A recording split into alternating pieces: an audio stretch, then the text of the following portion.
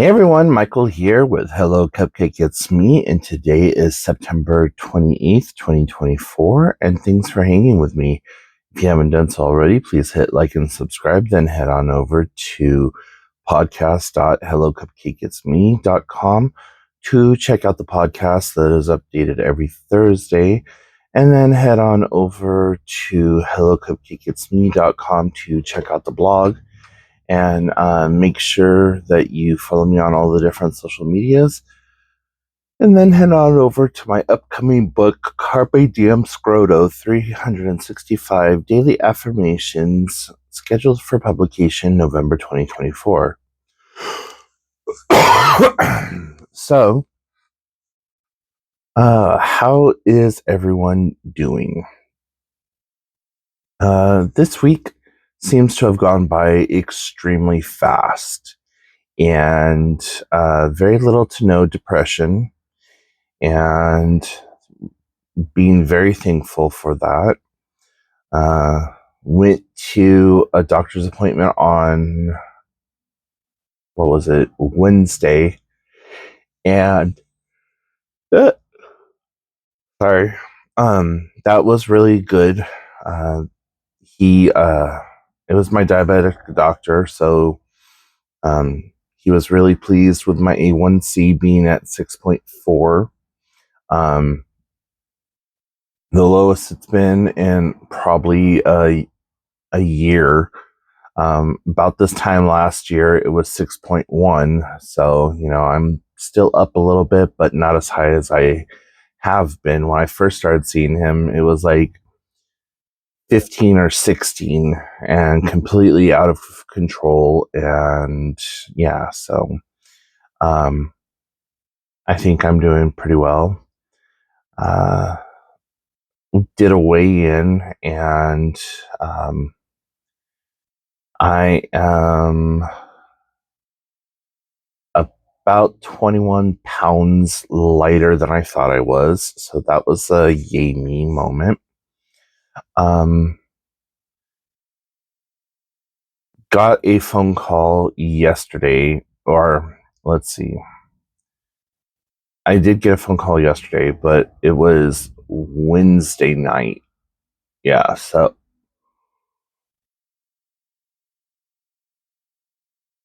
yeah, we'll just say Wednesday or Thursday night, I got a phone call from uh, my biological mom, and she was telling me that she was being put on hospice, and was like kind of upset and freaking out or whatever. And I said, well, there's two types of hospice. There's hospice, you're going to die, and they're just going to try to make you as comfortable as probable. Or there's hospice where a nurse comes out and just takes care of you for X number of days, weeks, or months, or whatever. And so, she has herself convinced that she is dying and that she has 4 to 6 months to live. Her social worker, who took her to her appointment, um, said that 4 to 6 weeks or 4 to 6 months was never discussed, and that it isn't hospice per se for, like, end of life care. It's more of, we got you a nurse that um is going to only be staying with you for X number of time, like X number of hours a day. She got approved for something like 30, I think she said 35 or 38 hours a week. So, yeah. The way that it's going to be broken up, it's going to be like 5 days here, 5 days there, or 5 hours here, 5 hours there, couple hours here, couple hours there. And so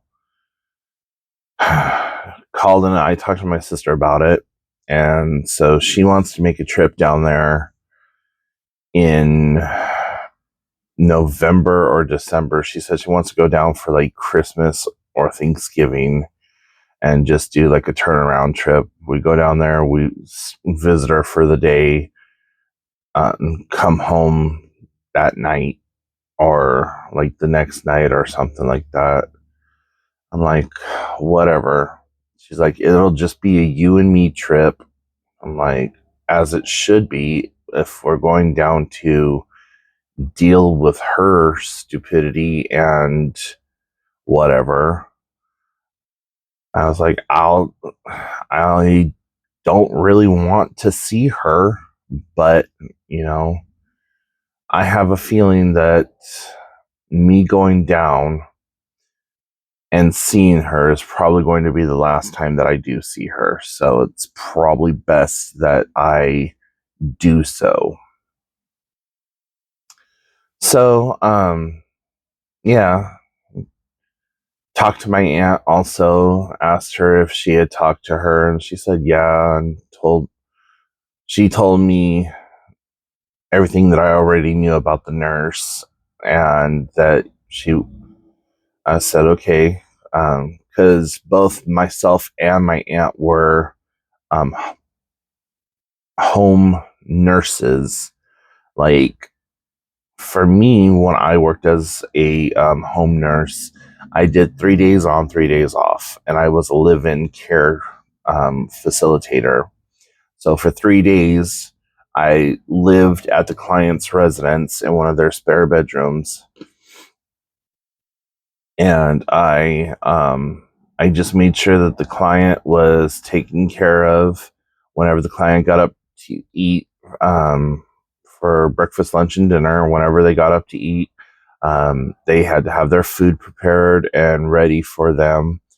And then as they were up doing whatever they had to do, I went into their bedroom and changed the sheets and the blankets, laundered them, got them all nice and fresh, attended to the client's personal laundry, made sure that the client was fairly decently groomed, because I was not allowed to force the client to take a shower. And when I showed up, the client hadn't showered in over 8 months at that point. Um, but I was told directly by my superiors that I could not force the client to take a shower. And I was like, yes, we can. That is literally in our job description and title as hospice care, whatever. So, anyways, that client is what kind of broke me from wanting to stay in the healthcare industry. But yeah, just a lot of interesting stuff going on. But book wise, I have a meeting with the illustrator this coming Tuesday, and hopefully I will have all of the illustrations for the book to me more sooner than later. I just reached out and sent an email to the final editor and let them know that I'm sorry, we're having technical difficulties right now with stuff, and I still wanted to work with them, and if they still wanted to work with me, I would be greatly appreciated, and that I was sorry that I had to push the deadline that I told him about back. So I haven't checked my email this morning to see if he had responded, but yeah. So it's just a lot of little things kind of building up, and me trying to remember to just take some time and meditate and not allow stuff to get up under my skin, to hold it at arm's length and analyze it before I allow it to really sit on me.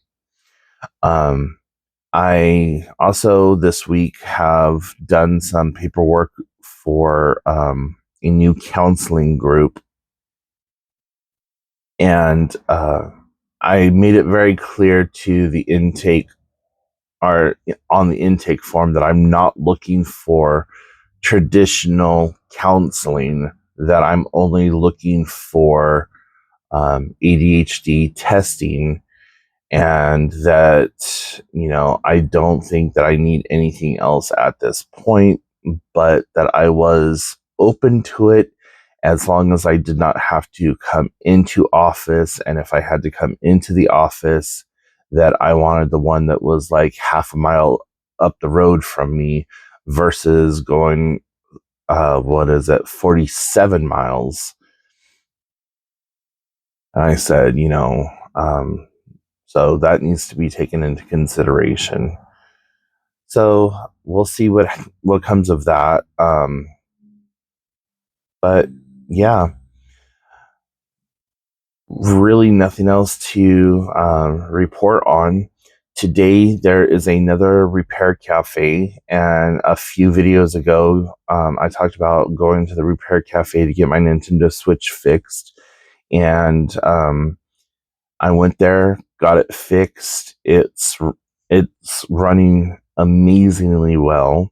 And I was supposed to take my printer to that one also, but I only ended up taking my Switch with me. And thankfully I did, because it was a rather lengthy process. Like, the video showed that it only took less than 45 minutes, and it took the guy who was working on it about almost an hour and a half, 2 hours. And I was like, well, fuck me. Okay. So I'm glad I didn't take the printer. So today I got to unhook my big ass printer and cart that off to the library. As a matter of fact, I got to be there at 10 a.m. and it's 8 after 9 now. And I have a bunch of stuff sitting on top of my printer. And I don't know if I should take the printer and a computer, or just the printer by itself, because the printer can do copying without the need of being connected to the printer. So I think I just answered my own question, that I'm just going to take the printer. One of the print heads needs to be adjusted, and I got some cleaning solution. I'm going to take extra pairs of gloves. I'm going to take a roll of paper towels and some alcohol and Q-tips and stuff. I want to make it as easy as probable on the people who are going to be working on this for me. If I do lose this printer and we just can't fix it, it's going to suck, because I love it and I got it brand new and I got it for a fucking song and a dance. It was all part of like a birthday present thing that happened. So that year for my birthday, my sister and I, we went to the casinos, and at every casino we went to, I hit for $350. So we went to 4 different casinos that day. Each one I hit for $350. And I told my sister, I said, I want you to take me to Walmart right now. And she's like, why? I said, I'm going to buy myself a laptop. I need a laptop. I want a laptop. And with this money, I am going to buy myself a laptop. I now have enough money to get it. Walked right in, found the laptop I wanted.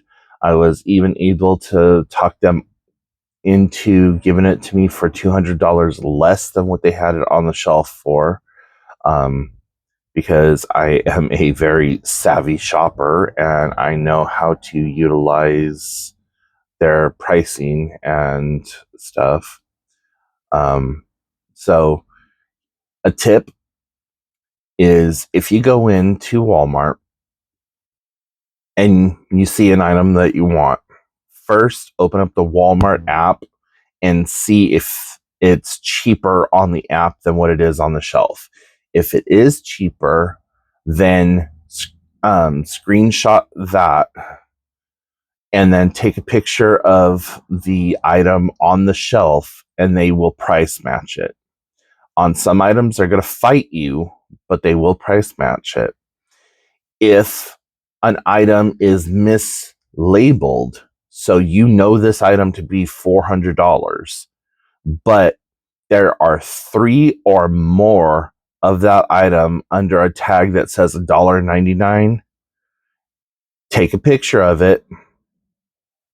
It's best to do a video, but take a picture or a video of it and show how many items are on the shelf with it under that tag, and go to a CSM, customer service manager, or you can do it from a checkout line or whatever. But that just seriously inconveniences everyone.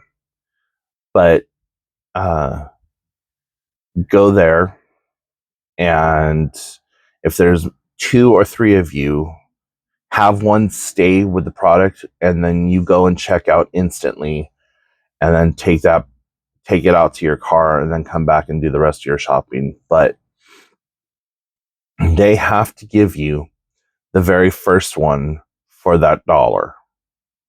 And then the second one, they have to give it to you for 75% off. And the third, they have to give it to you at 50% off. So essentially, you're getting, what is that? For $1,200 worth of items for like $1 and some change. And so you're getting like $1,200 worth of items for less than $10 after it's all said and done. Or however that works. So yeah, it's a very well guarded secret, but I used to work for Walmart, and I knew I know the ins and outs of the store and how to get them to price match. They do not price match other competitors anymore.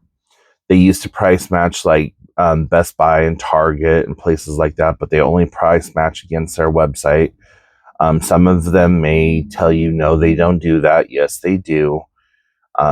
That's when you want to become a Karen and be like, I need to talk to your store manager, or I need to talk to your department manager. And the reason I said leave somebody behind is because I've had this happen before where that they told me that no, we're not going to do that, and then they turn around and they start changing the prices around really quickly. And when that happens, what they're trying to do is they're trying to save their ass, because you get into some serious trouble if you have to do if they have to give it to you for the price that those items are on. And so the one time I did it was with a powered USB hub, and it was like a 24 USB hub powered, and had USB 2 and all this other stuff on it. And it was quite literally marked $7.99, and there were there was 7 of them under that $7.99 price tag. And At the time, I didn't have a cell phone that had a camera on it, but I demanded that the manager, uh, I demanded to talk to a manager and have that given to me for that price. And when I went back there was somebody quickly reshelving everything. And I said, stop. Well, no, I'm doing my... No, stop. And when the manager showed up do to do a price check of it on their own, I said, you can go pull the tapes right now, and you'll see that this guy here was not here, and that they are doing this or whatever else. And you're right. And she looked at the guy. She's like, I will talk to you in a minute. Walks me back over to the register, rings me up for the price, and then goes on about my business. I think that the person ended up getting fired, and it's just like, honor what is there. So, most recently, I helped a young couple do that with getting a fan or whatever. And I went to walk up to them and I was all, hey, and the guy turns around, he's all defensive. He's all, what do you want? I'm like, well, I'm going to try to save you some money, but if you don't want to do all of that, then yeah, fuck off. He's all, well, how are you going to do that? I said, I used to work for Walmart, gave him the whole spiel. He pulls it up. He's like, fuck, you're right. It's like almost $10 cheaper. I'm like, yeah. He's all, thank you. I said, now take a picture of the price tag and the item on the shelf under that price tag and the boxes behind that item on the shelf with the price tag, and then take that up to the front and you'll get it for that price. They might fight you on it, but they have to give it to you at that price. So, yeah. Anyways. Fun times, fun times. So, I think I'm going to let you guys go. And I need to start getting ready and getting all of the hoopla taken off and around this printer so that I can get ready. So if you have any questions, comments, concerns, put them in the comment section down below. Also, if you've stayed around this long, I have been uploading some music videos, and I have been utilizing AI to do the vocalizations and the instruments and stuff. And I would love to hear your thoughts on them. The first one that I uploaded is called Weekend Lover, and it's my lyrics, and AI created the song, or the AI did the vocals and the music and all the other stuff. And I just recently uploaded a new one called The Games We Play, again, where it's my lyrics and AI created everything else. So I would like to hear your thoughts on it. So anyways, I will let you go, and I will talk to you later. Bye, guys.